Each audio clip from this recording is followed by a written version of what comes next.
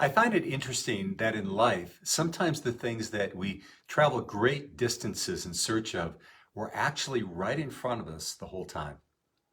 Hi everyone, Chris NATZKE here with Black Belt Leadership Speaking and Coaching with your Mind of a Champion tip of the week. Back about 10 years ago, in May of 2014, I embarked on a journey that was absolutely life-changing for me when I walked the Camino de Santiago.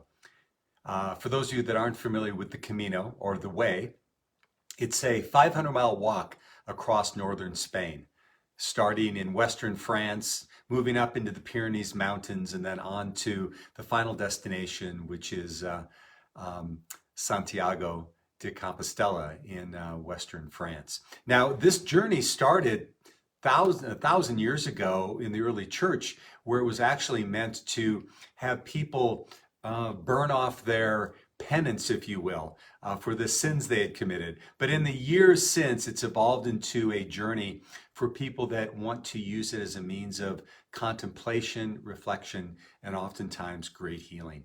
And that's really what the purpose was for me. It was something I'd been wanting to do my entire life.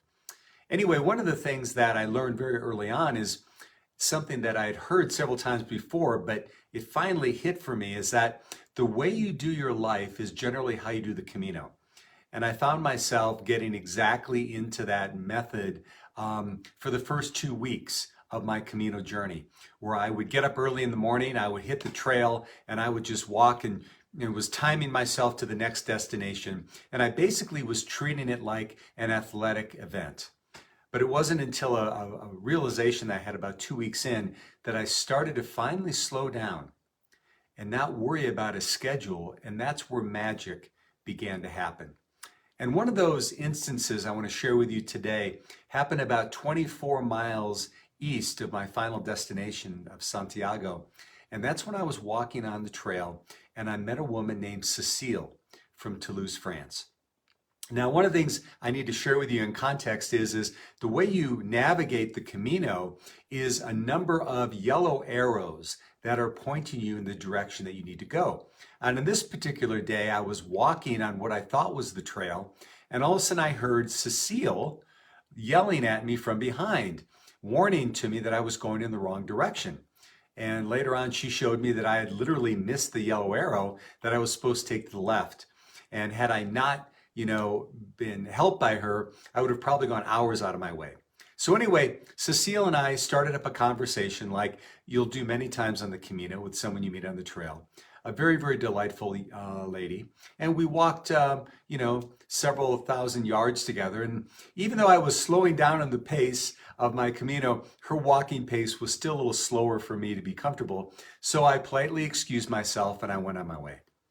Well, about 2 or 3 hours later, I was sitting at a cafe, which was just adjacent to the trail, just watching the pilgrims walk by. And all of a sudden I saw Cecile come up over the hill.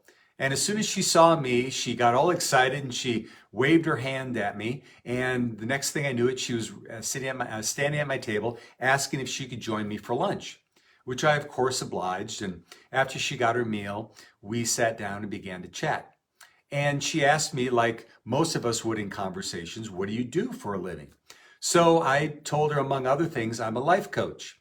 And as soon as I said it, her eyes lit up. She goes, oh my gosh, I am on the Camino because of my life coach. I was working in a job and I had become so imbalanced that my boss made me hire a life coach. In fact, he said if I didn't hire the coach, he was going to fire me. She goes, and so I'm on the trail, and I have to say, over the last 2-3 weeks, I have talked to more people than I have in the last 20 years. And then she got quiet. And she looked at me in the eyes and she said, on Tuesday, and we were talking on a Friday afternoon, she said, on Tuesday, I reached out to my mother because it was her 82nd birthday. And on our telephone call, for the first time in my life, I told her, I love you. Well, wow. I mean, this moment of connection and intimacy was amazing. And both of our eyes started welling up with tears. And pretty soon, those tears were streaming down our cheeks. And quite honestly, I can't remember anything else we talked about that day.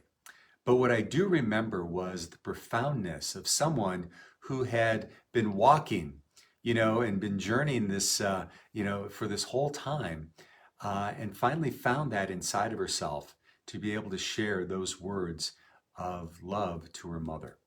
And so I share this with you because I think all of us have an opportunity to slow down and to appreciate and tell the people in our lives who we actually do love that we love them. And you don't have to walk 500 miles to do it like Cecile did. You could be walking down the hall of your house to tell that to your kids or your spouse, or giving your mother a call and telling her how much you love her as well. So my challenge for us all this week is to slow down. And as we are on our own way, our own Camino in our everyday lives, where do we have the opportunities to connect with the people closest to us?